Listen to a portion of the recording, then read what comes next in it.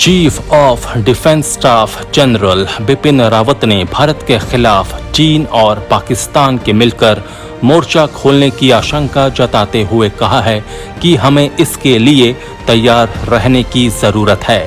उन्होंने कहा है कि पाकिस्तान के अवैध कब्जे वाले कश्मीर में चीन के पाक के साथ आर्थिक और सैन्य सहयोग पर हमें उच्च स्तर पर ध्यान देने की जरूरत है।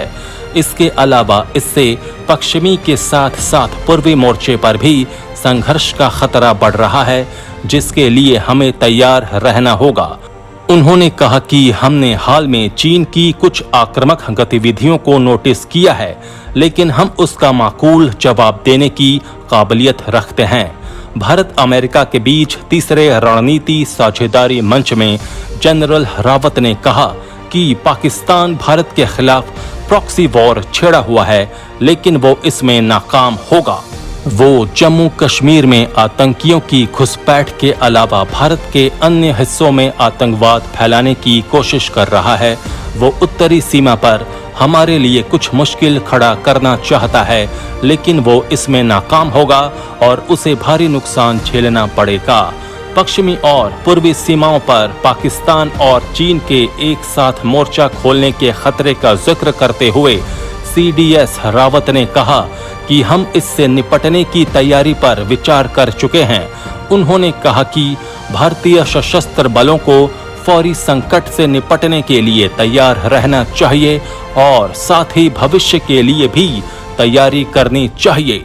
चीन के साथ मौजूदा तनाव पर जनरल रावत ने कहा कि हम बॉर्डर पर शांति चाहते हैं।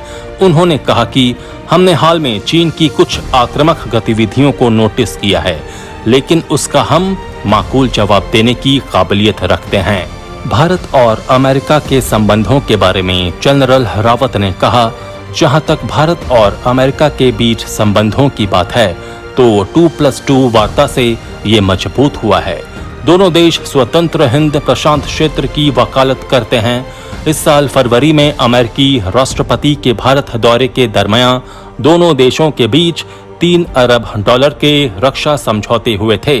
इसके तहत भारत अपाचे हेलीकॉप्टर, चिनूक जैसे अमेरिकी रक्षा उपकरण हासिल करेगा। अभी हम अमेरिका से निरंतर सूचना साझा करने की उम्मीद करते हैं। आजाद सिपाही में अभी इतना ही। आप हमारे इस YouTube चैनल को जरूर सब्सक्राइब करें। आप हमारे Facebook पेज को भी जरूर लाइक करें। जुड़े रहिए आजाद सिपाही के साथ। धन्यवाद।